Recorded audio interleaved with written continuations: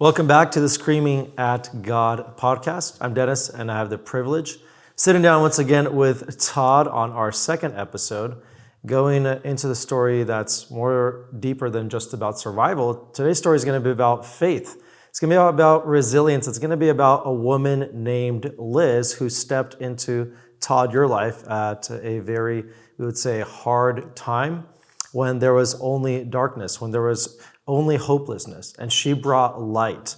Before we dive into Liz's story, I have some exciting news.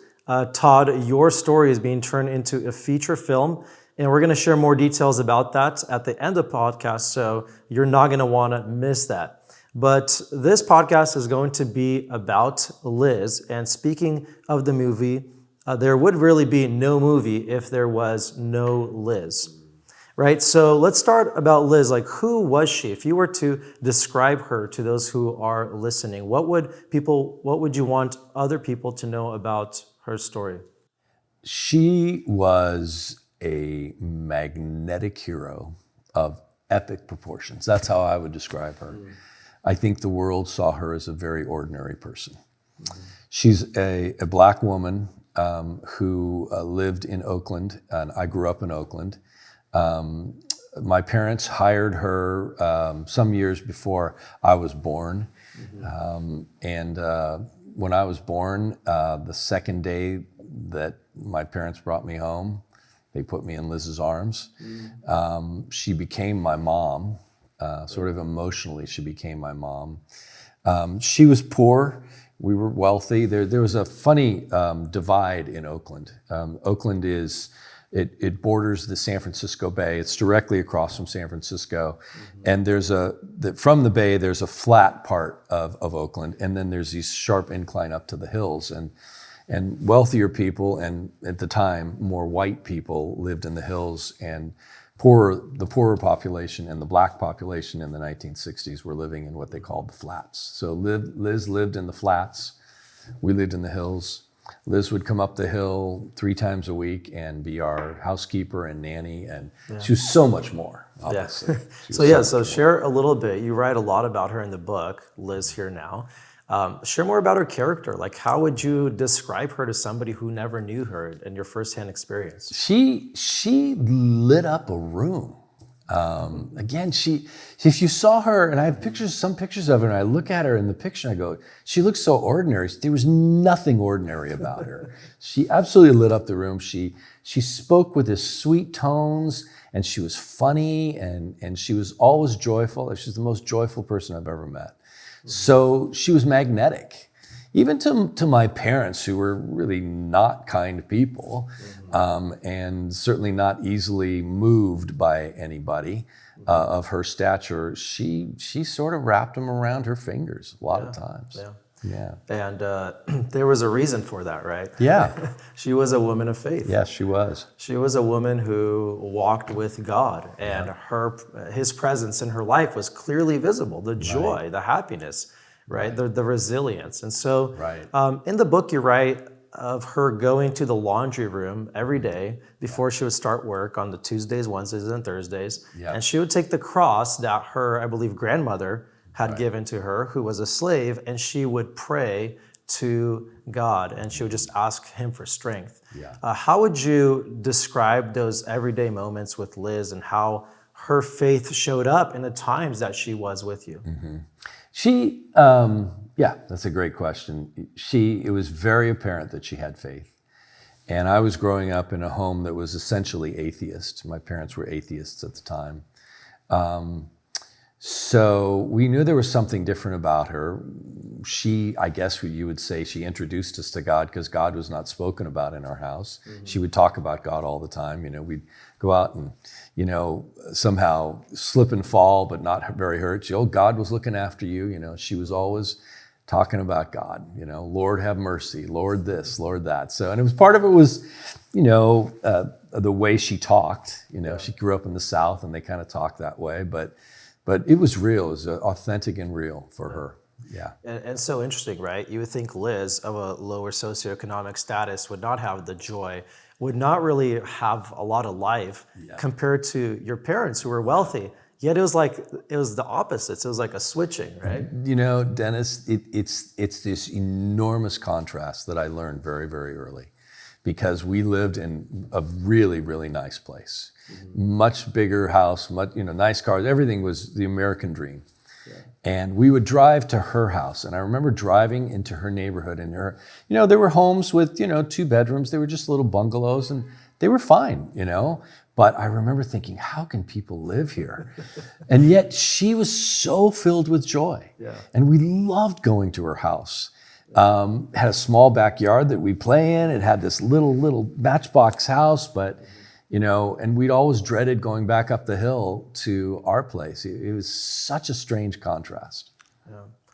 It just goes again to show how, just somebody living with God and living out biblical principles is just a person who's so full of life. Yep. And joy is a state of mind. Yeah. Joy is not related to circumstances. Yeah. Joy is relational, not circumstantial. That's well said. Right. So it's relational because it's related to God, not your circumstances. Yep. And that's who Liz was. And I think that's also where she got the power to make the impact in your life. Yeah, absolutely. So you describe her more than just a caretaker, right? You describe her as the mother that you longed for. And I recall reading in the book, you're saying she would leave on Thursday and you guys would long for her to come back on Tuesday mornings. Yeah. You would watch as she left. You would watch sadly as she left, and then you would anticipate her arrival. Yeah.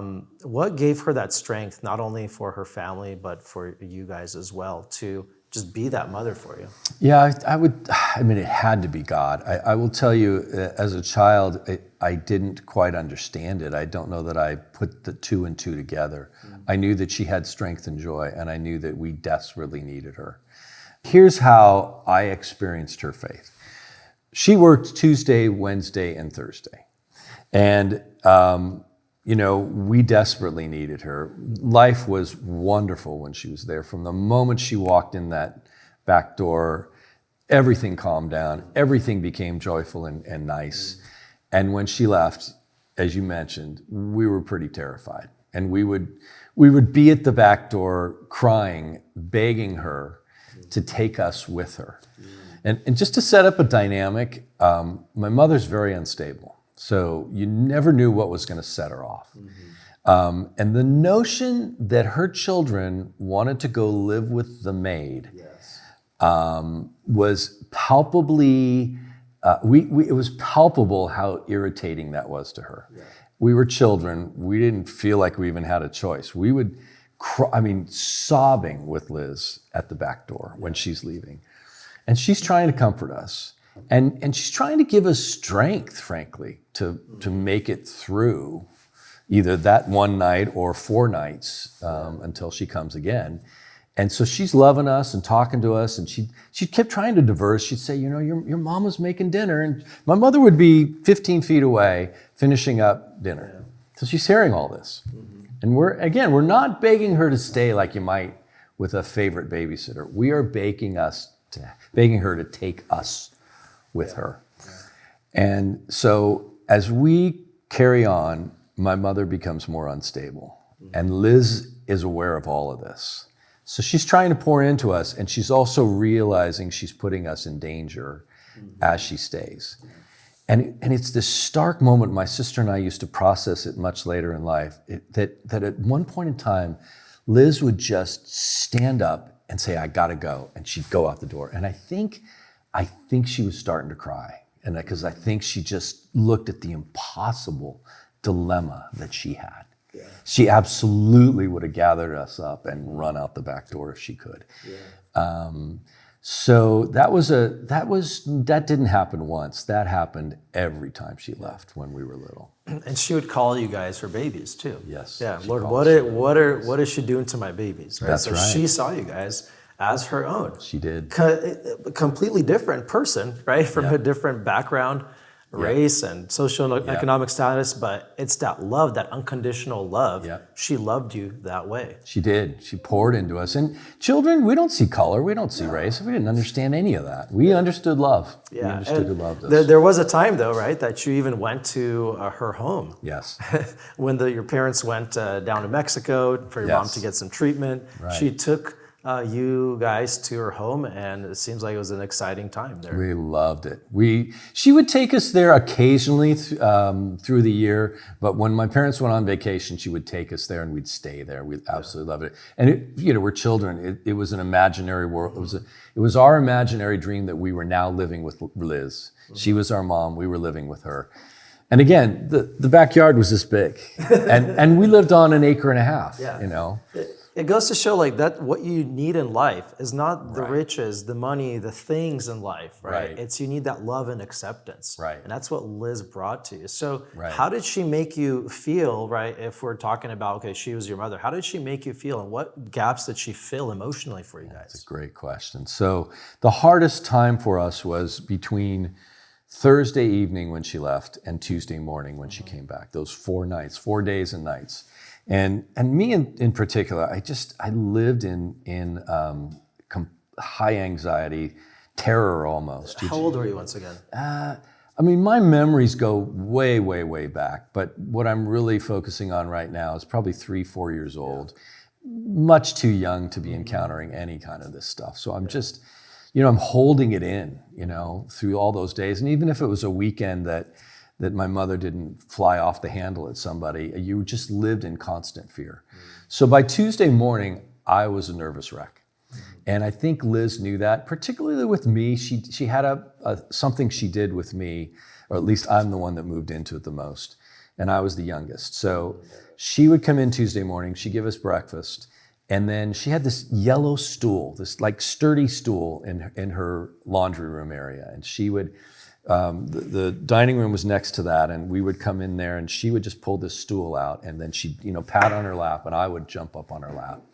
And I would sort of plant my face like right here, right in her, between her neck and her shoulder, and I just release. I just sob. And she never asked me what was wrong. It was, like when a kid's crying, an adult asks, well, what happened? She knew. She knew exactly what was going on. This was my moment to just let it release. And that's what her refrain, right? Liz is here now, right? Liz is here now. Liz here now. So now I can relax. I can release. Yeah, it's great. You can find comfort and be you and not be afraid anymore, which is every kid's desires is to be just loved and have protection. Right. Living in fear. Right. That's not a normal way of living. So unnatural for a 3-year-old, Yeah, because that's what a father's supposed to do, right? Father's a protector and provider. So yeah, a father provides, like your dad was a doctor, he provides, but he's supposed to be also a protector. Right. And in this case, we see that he wasn't the father figure that he should have been. Your mother should have been the nurturing, caring woman who takes care of her children, and she wasn't. The villain of the story, if you read the book, and I know you know this, the villain of the story is actually not my mother. The villain of the story is my father. And we at a very early age knew to not trust our mother and just knew that she was not a reliable resource. We sort of naturally expected our father to bring protection, and he did not. He really became part of the cover-up, because when he'd come home and she had done something, he would take out his medical bag and he'd sedate us and bandage us and just cover it up. We should have gone to the emergency room many times. But you can't when you're friends with the mayor and everybody knows you and you're a major name. And I think that problem with men persists today, where they try to cover up and they try to put out a name and guard their name at the expense of people that are so dear to them, like their own children. So how did Liz's actions then shape your view of love, of parental love, and specifically unconditional love? Because you grew up in this time where if you were good, your mom was normal or your dad loved you. But then the moment you went out of line or they thought it was too much, right? It was this very conditional love, which isn't really love. Right. So, absolutely. Not only, and that's in a relatively normal home. You can get wrath of your parent, that's unfair. Yeah. And of course, my mother's wrath was way off the charts, just violent.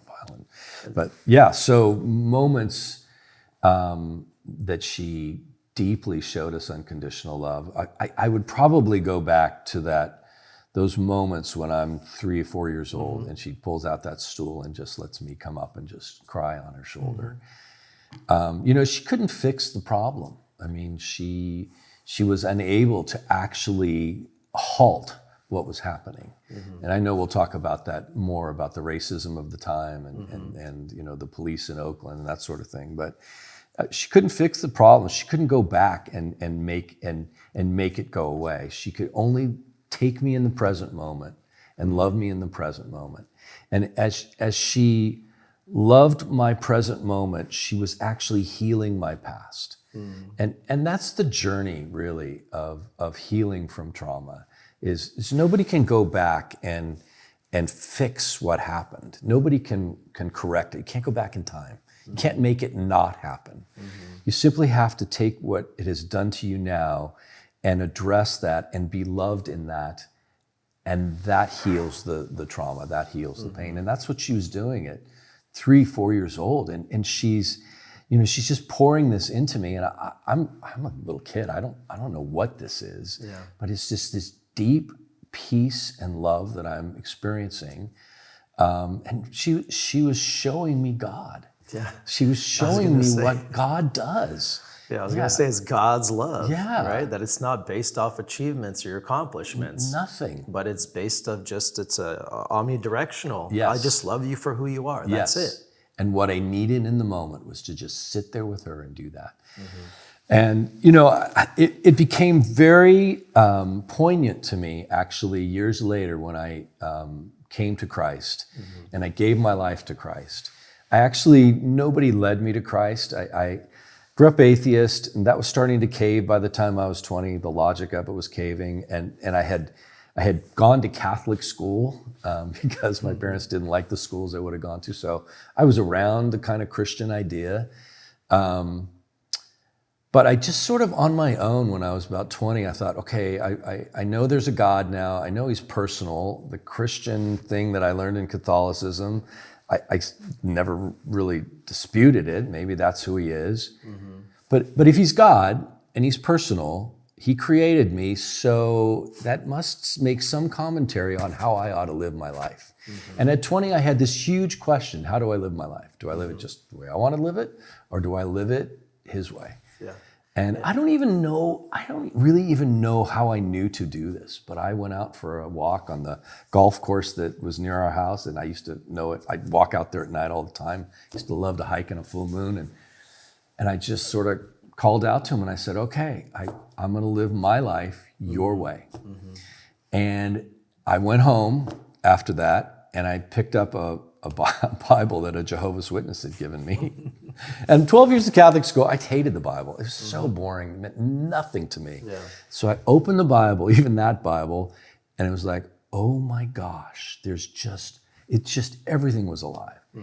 And I felt this love and peace from God that I hadn't felt until since I was in her lap. Yeah, exactly. And it brought back the memory, because it was just so much like what I felt with her. Yeah. And I knew, because she hadn't said, we were atheists and we were kind of this Catholic thing going on. She wasn't a proselytizer. She never said, you got to receive Christ. She never did that. Yeah. So I knew she believed in God, but I didn't know she had that. Yeah. And so I thought, wait a minute, I think she did what I just did. I want to emphasize this. I didn't know I had become a Christian. I don't know what happened. I didn't know what happened to me. Yeah. I just knew I suddenly had inside of me that the love that I was getting from Liz. Yeah. So I went to her, I don't know, a few days later, and I sat with her. I used to go and see her. She was still alive at this moment. She was still alive. Actually, she was still working for my mother, wow. which is hard to believe, but if you're poor, yeah. you have to work. You don't have much choice. She didn't have much choice. But anyway, I would go to my mother's house. I would say hi to my mother for 2 minutes and say, hi, how you doing? And then I'd go spend an hour with Liz. And I did that at least once a week. So my next visit with her, I told her what I did. Again, not really knowing what happened. And I said, you did this, didn't you? You have this in you. And she was funny. When you were telling her a story, she kind of didn't give you any indication as to what her reaction was. And so she just let me talk. And then when I said, you have this, don't you? And she just put her hands together and praised the Lord and kind of danced around. I mean, she was so excited. Yeah, it goes back to, that's a wonderful moment. First of all, not to take anything, from that, but it just goes back to more in life is caught than is taught. Yeah. Right. And Absolutely. so you caught that love of God as a child. Absolutely. And then when you're reading the Bible, it made sense. Oh, this is what I was shown. Yeah.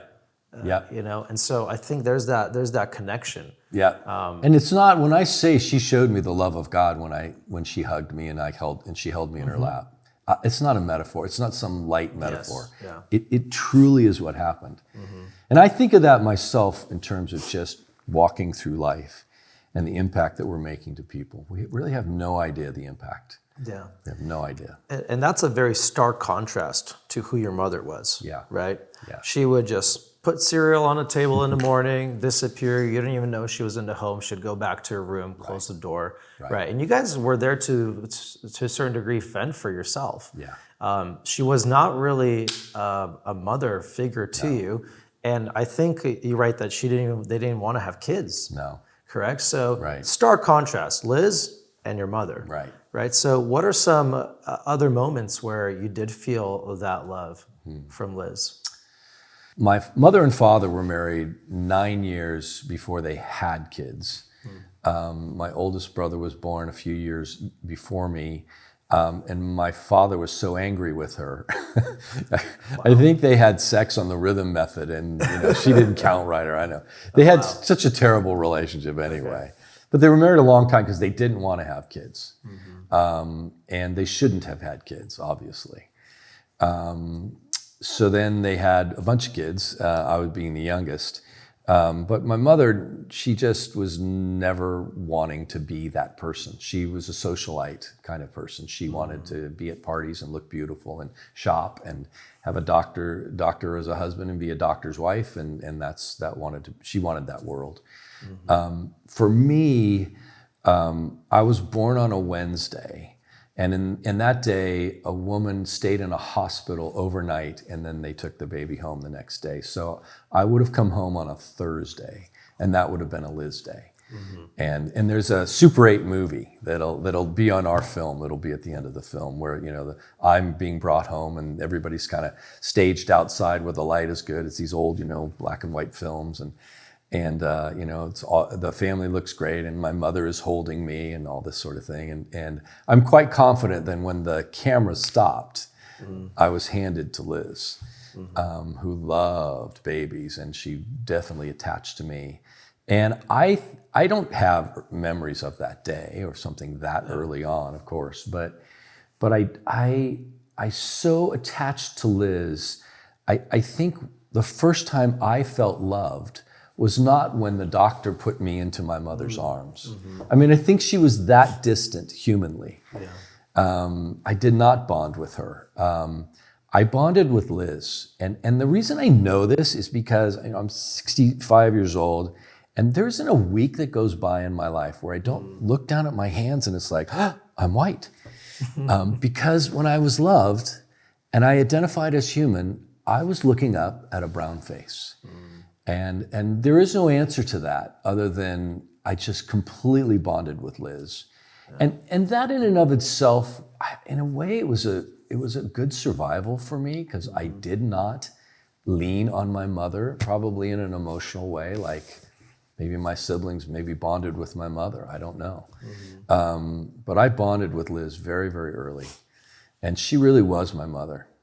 And I have early memories of my mother sort of having breakdowns, sort of just after abuses and stuff or arguments with my dad, she'd like curl up in a corner like a like a deeply psychologically damaged person. And I remember looking at her very early on, like 3 years old, 2 years old, and thinking, I can't trust her. I can't. There's nothing there that I would look to protect me and care for me. Yeah. So.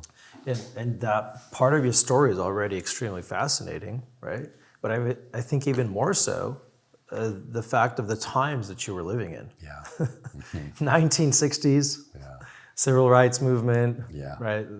The tension, racial tension between black and white. Yeah. And here is a black woman, right? A maid, Right. your chef, she works in the home, who's loving you, who's like a mother to you. Right. Can you share a little bit more? I know you did at the beginning, but give us some practical examples. What did it look like for somebody of color to grow up in that time? Yeah.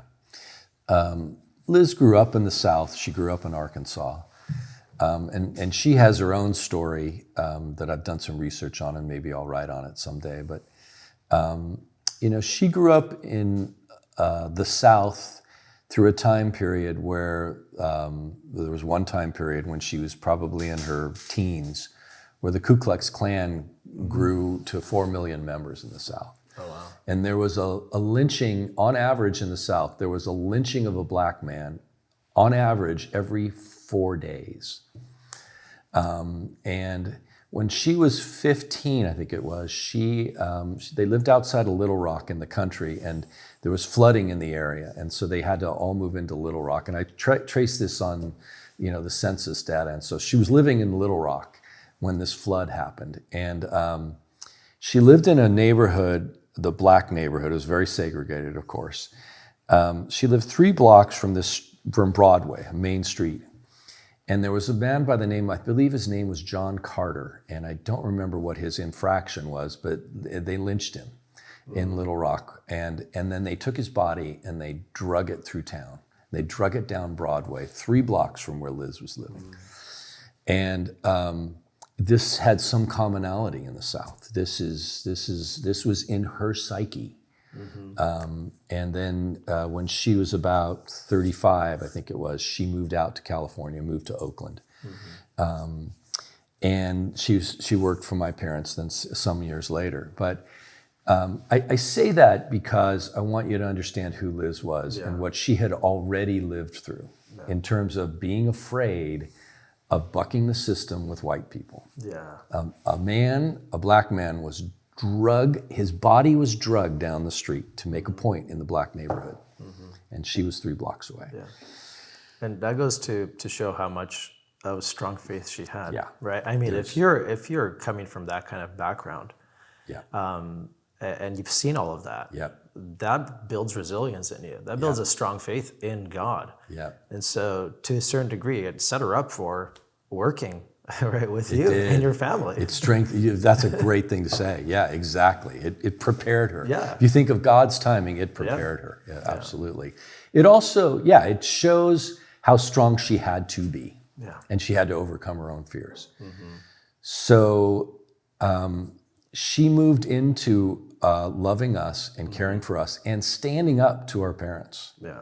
And my line for the 1960s and for what Liz had to face was, how is a black woman in the mid-1960s going to accuse a rich white doctor of child abuse and his wife? Yeah. How is that ever going to happen? And even if the facts are there, that they would be turned upside on their head. Yes, they and would. They would be twisted, and then she would be out of a job. Yep. Which she was. She was.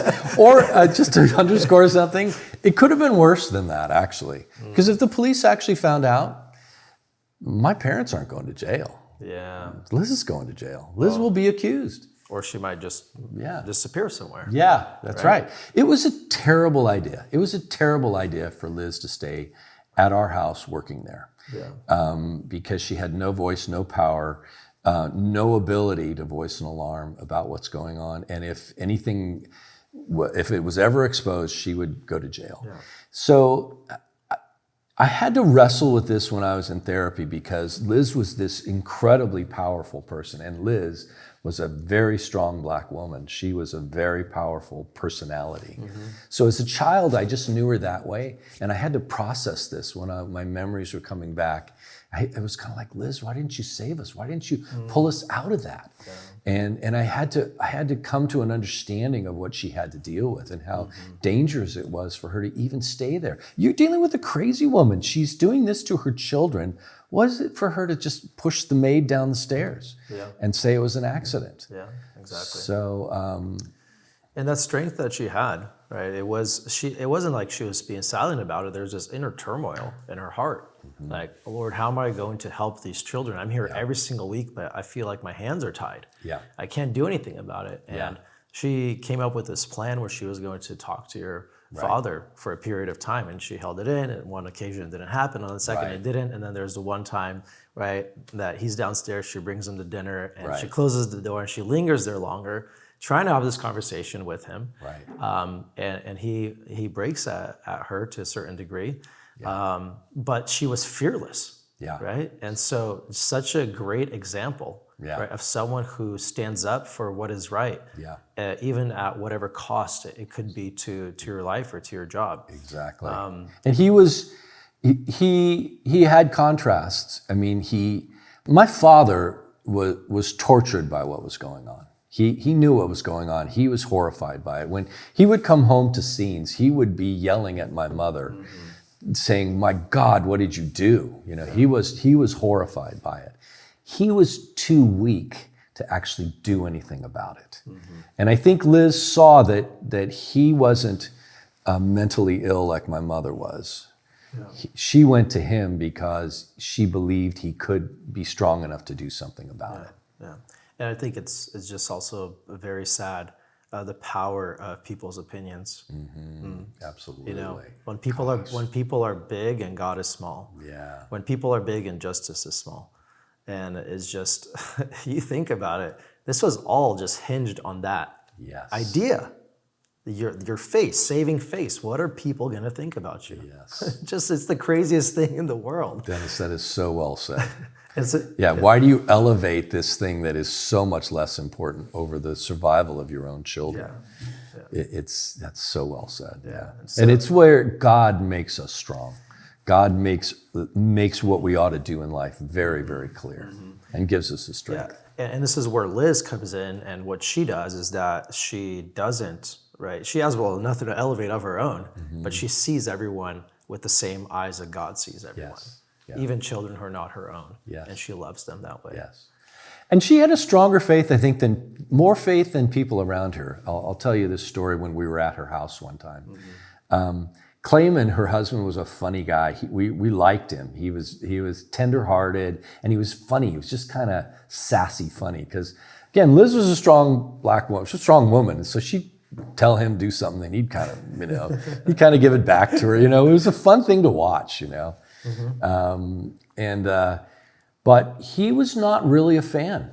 It wasn't that he didn't have faith. It wasn't that he didn't see the problem, but he saw the danger of Liz bringing us to her house, of her really becoming our mom. He saw the very clear danger in Oakland doing that. And there was one day where, I think it was a Sunday, it must have been a Sunday, because we were outside, and my sister and I were outside in the backyard playing, and Liz was sitting on the step with us, and one of Liz's friends came over, and she was dressed in her church clothes, and she was talking to Liz, and like adults will do, thinking that children aren't perceiving anything.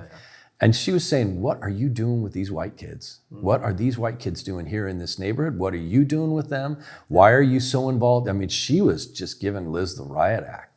And again, a person of faith, but Liz was she was powerful.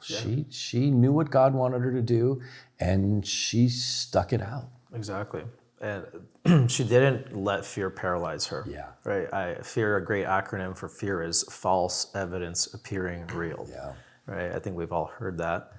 She did not see that evidence that insurmountable that she wouldn't take action. Right. She would step out in faith. That's why she's a woman of faith. Faith and fear live right next door to each other. Instead of choosing fear, she said, "I'm going to choose faith, and I'm going to go I'm going to talk to this man. So here is, and I think in the book you talk about how she called him a weak man. Yeah. Like there was one point she just got really in his skin. She got tired of him. She said, "You're a weak man."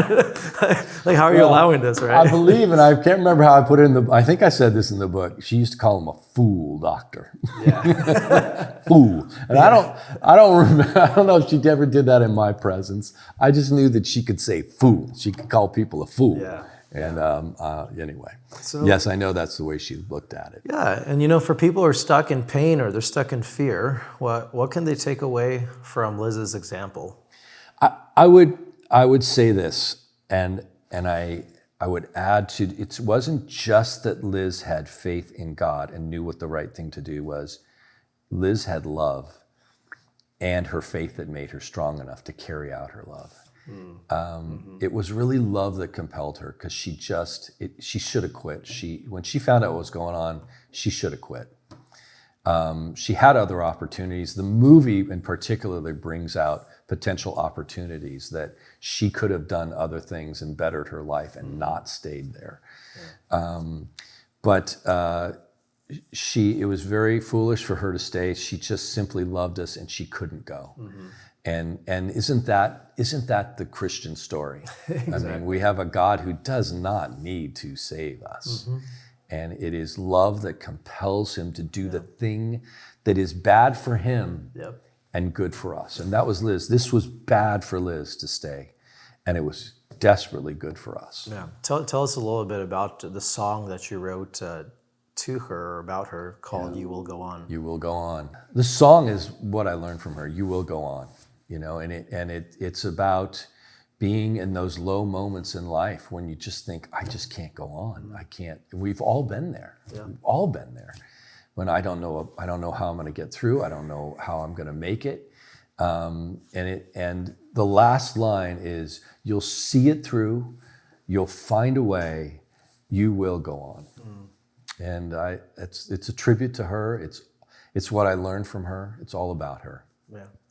There's a dynamic with Liz that is not readily apparent. And I brought it out in the book, and the movie will display it in a different way. But there's a question I think that Liz had to ask herself every day when she came to work. How am I going to work through this day knowing that her little babies have been tortured in some way, quite likely? And there's a moment in, like I say in the book and done differently in the movie, where Liz has to decide, does this woman live or die?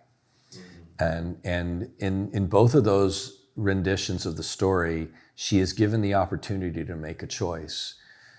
If I let her live, then the abuse goes on. Because it's already been proven that she has no power to stop the ongoing abuse. The police will not listen to her.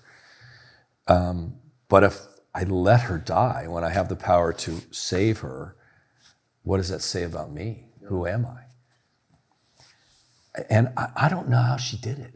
Honestly, I have faith. I don't know how she did it. I don't know how she didn't come to work and poison their coffee. I don't know how she didn't stop crying on the way home every night. Yeah. I think here's a verse I think that'll be helpful. I think for all of us who go through pain, suffering, or the unknown. Jesus in 1 Peter 2 entrusted himself to him who judges justly. Yeah, that's great. Right, so Liz entrusted this situation to God who judges justly. Yes. And so just like, when he was reviled, he didn't revile in return. Right? So Liz is experiencing it all. She's saying, God, you got this. Yeah. There'll come a judgment day. And she was not the judge. Yeah. And that's great. That is a great biblical context for it. I know when I look back on Liz in that context, if she had taken a moment like that and allowed and not done everything she could to promote life, she wouldn't be Liz. She wouldn't have that character that you just described in the Bible. And if she didn't have that character, she couldn't have been Liz for me. So it is who she was. Yeah. When you're wrestling through therapy, you're asking these questions where, why didn't just somebody take them out? Why didn't I mean, Exactly. there were people who knew. Liz knew. There were family members who knew. There were people who knew. And it's like, why didn't somebody? It's righteous anger. Yeah. It's not like it's unsubstantiated. It's like, no, this is serious stuff. This is the abuse of children. Pedophiles go to jail. Guess who are the ones who usually get shanked the first, right? Anything that's done toward children, right? People want to react toward it or have anger towards it. So I think we all feel that way. And that was something I really had to wrestle with, because it's, like you said, it's in every human that's just so unrighteous to treat children this way. So I felt it, morally, I felt it emotionally. And I really had to think it through, that Liz had the power to do something like that, but she just wouldn't have been Liz, and I needed her to be Liz. I needed her to have a character that was beyond what is normal, that is strong enough to forego all of that. Yeah. That goes to show, again, her faith. Exactly. She couldn't have gotten it anywhere else. Yeah. Todd, a couple more questions about Liz. It's been wonderful to hear about her story, and we'll get to the movie. But if you were able to sit down with Liz today, what would you thank her for that maybe as a child you didn't fully understand because you were a kid and now you're an adult? I would love to sit down with Liz today. I wish Liz was still here. And I think I had a great relationship with her. That wasn't just childhood. Like I said, in college and young adulthood, I would find a way to go and sit with her and talk to her an hour and a half every week. When I got married and had kids, I saw less of her because I moved, but we would talk on the phone. So I knew her until the day she died, and I miss her very much. She was a powerful woman. She had the it factor, she just charmed everybody.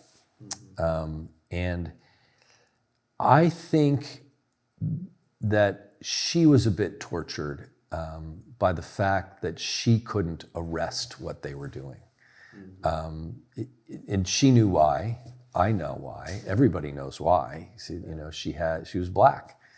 And I say it to people this way sometimes. I say, we were abused by a psychotic mother. She was abused by American society. We were both abused.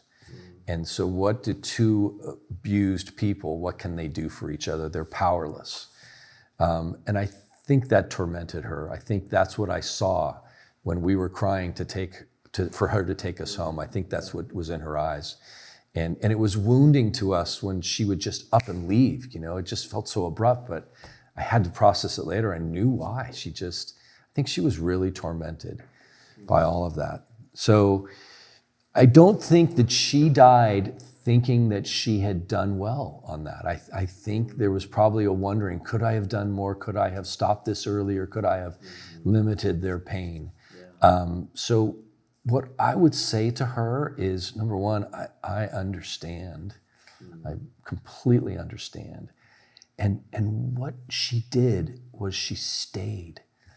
Sometimes you can't end people's suffering. People suffer, and sometimes there's nothing we can do to end it, but we can be there. We can stay. We can never leave. And I think she died without knowing how powerful that was and how much that meant to me and my siblings. And for me, this is why I did all this. This is why I wrote the book. This is why we're producing the movie. I want the world to know what this woman did. Yes, yeah. And showcase God's sustaining grace in her life. Absolutely. Because I think what most people want out of this story, out of your story, and just suffering in general, is delivering grace. Yes. And that's always easy. Right. There's an end date to that. Right. Sustaining grace doesn't have an end date. Right. And Liz had to learn to live in God's sustaining grace every day. Right. And that is so powerful. Yeah. And so as we close, Liz's story is now being told to this world, but at heart it's these very small acts of love. How do you carry this legacy or Liz's legacy today in your life? Thank you for that question. That's great. It was something I learned from her. I think we had talked about it earlier. One basic thing that I have learned long ago is that money isn't everything. Again, I had this contrast where we grew up with all kinds of wealth, and all we wanted to do was go and live in this poor neighborhood in her small little house with her. Love so far outstretches any of that. So that was a deep lesson for me. Also, the thing that I think I have gotten from Liz that is very clear in the Bible is the heroism of the small things. And I would point to Matthew 25. There's this scene where I think it's called the sheep and the goats, and Jesus takes people. It's sort of the judgment of people. And he has a group of people on his right and a group of people on his left. And the left are the ones he says, I didn't know you. You didn't want to know me. I didn't want to know you. Yeah. Underscoring that it's not about performance. It's about, relating to him. And then he turns to the ones on his right. And it's kind of the implication that there's thank you and rewards. You are here. And he says, he's here to honor them. And in my mind, I'd stop and I'd say, okay, well, I know the Bible pretty well. That means David and Elijah and Daniel and all these great people in the Old Testament, all the disciples, man, they're going to get applauded. And Jesus is going to highlight all the amazing things that out of this group on the right that those guys did. And it's almost as if he passes over all those great people of the Bible. Yeah. And he just says to us on the right, he says, when I was thirsty, you gave me something to drink. Yeah. When I was hungry, you gave me something to eat. And he takes the epic, heroic part of how we live and makes it just very small and simple. Because what did Liz do? She just showed up. Yeah.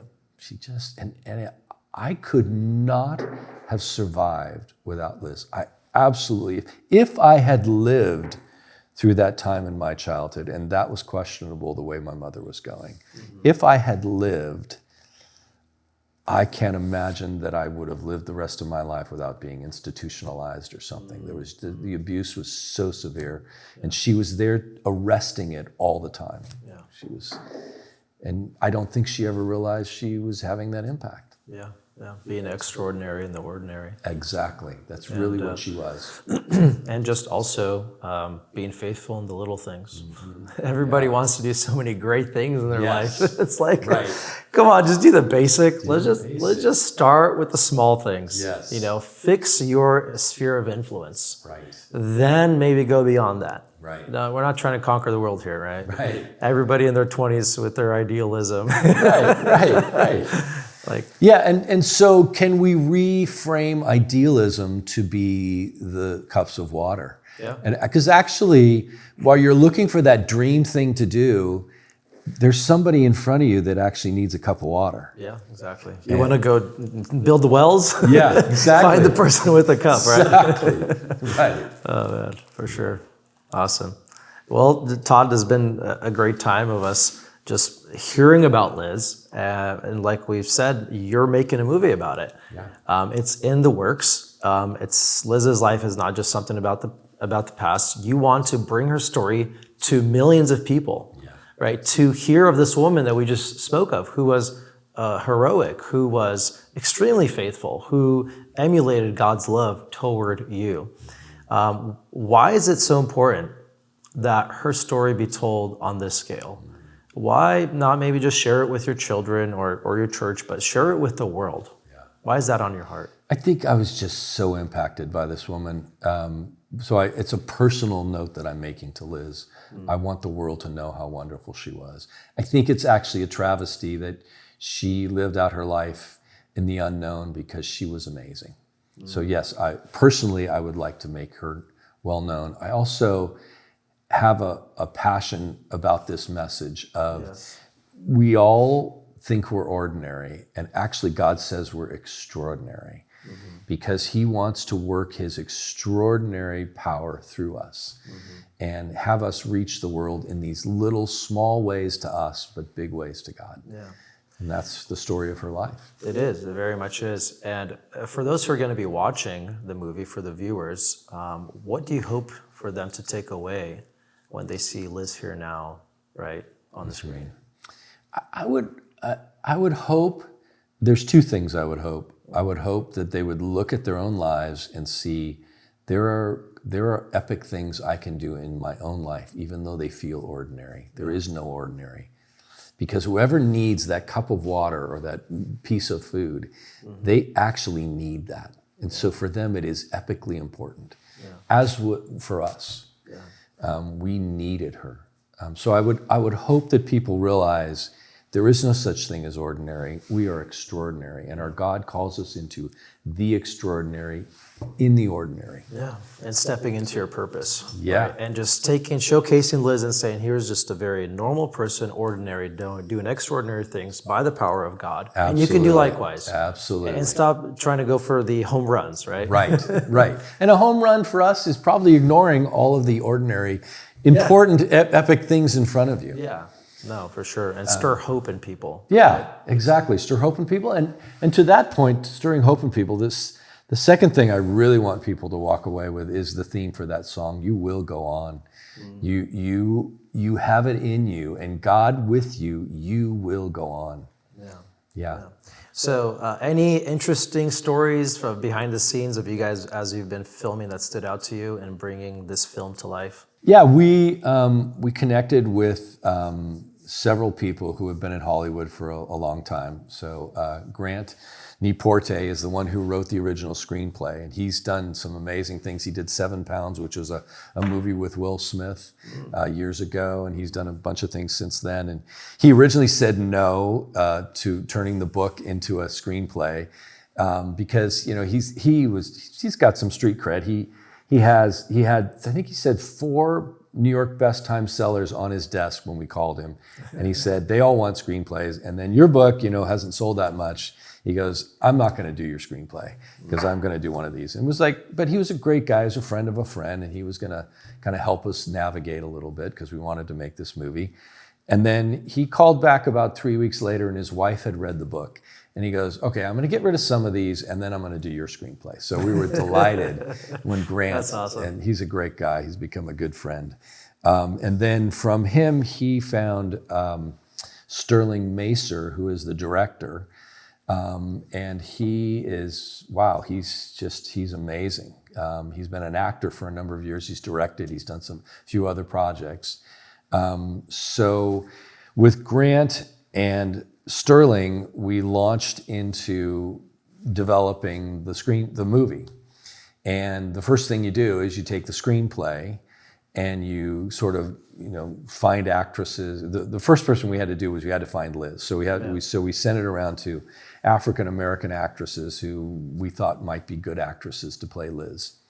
And they made it clear to me, and because Hollywood is not my industry, they said, look, this is an indie movie, you have a limited budget, we're going to get great actors and actresses, but you will have never heard of them. They'll be good, but they won't be like A-list, Yeah.